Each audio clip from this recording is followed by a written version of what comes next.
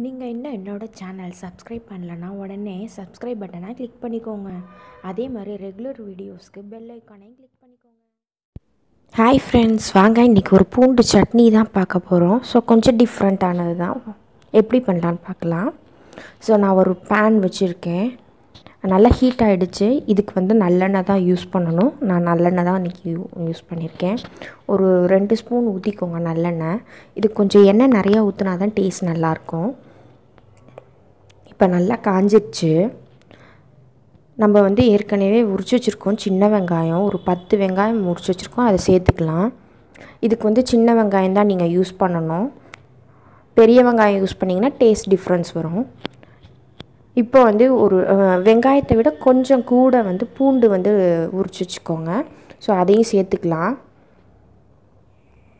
ஏன்னா பூண்டு தான் அதிகமாக டாமினேட் ஆகும் பூண்டு சட்னின்றதுனால சும்மா கொஞ்சோண்டு தான் வெங்காயம் போடுறோம். இப்போ இதை நல்லா வதக்கி எடுத்துக்கலாம். இது நல்ல காம்பினேஷன், இட்லி தோசை ரெண்டுத்துக்கும் சூப்பராக இருக்கும் டேஸ்ட்டு. இப்போ நல்லா ஓரளவுக்கு வதங்கியிருக்கு.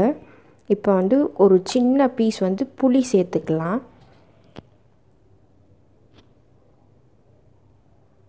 இதை நல்லா வதக்கிக்கலாம் இப்போது.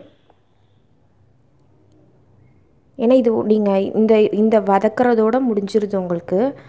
திரும்பிலாம் நீங்கள் அரைச்சிட்டு வதக்கிற வேலை கிடையாது. ஸோ அதனால் நல்லா வதக்கிக்கோங்க. இப்போ ஒரு 10 காஞ்ச மிளகா சேர்த்துருக்கேன். உங்களுக்கு காரத்துக்கு ஏற்ற மாதிரி நீங்கள் சேர்த்துக்கோங்க. என்னோட மிளகா காரம் கிடையாது, அதனால் ஒரு 10 மிளகா கிட்ட சேர்த்துருக்கேன். பூண்டோட காரமும் இருக்கும், ஸோ பார்த்து சேர்த்துக்கோங்க. இப்போ இதை நல்லா வதக்கி விட்டுறலாம். இது நல்லா வதங்கினோன்னே பாருங்கள் நல்லா வதங்கிடுச்சு. ஆற விட்டு அரைச்சி எடுத்துக்கலாம். ஸோ இதுக்கு ஆறுறதுக்கு கொஞ்சம் டைம் கொடுங்க. இப்போ நல்லா ஆறிடுச்சு. நான் மிக்சியில் போட்டிருக்கேன்.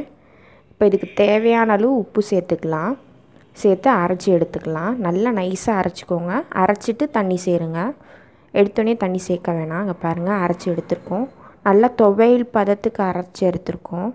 அதே பேனில் நல்லெண்ணெய் இன்னும் கொஞ்சம் ஊற்றிக்கோங்க.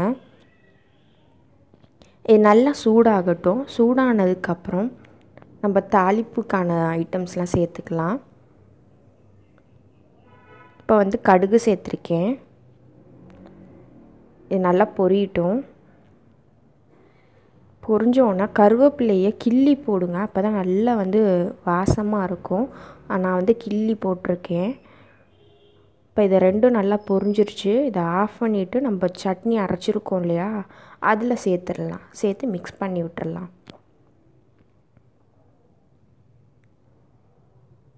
ஸோ இது ஒரு சூப்பர் காம்பினேஷன். தோசை இட்லிக்கு நல்லாயிருக்கும். கொஞ்சம் எண்ணெய் மட்டும் அதிகமாக யூஸ் பண்ணுவோம், அதுவும் நல்லெண்ணெய் தான்.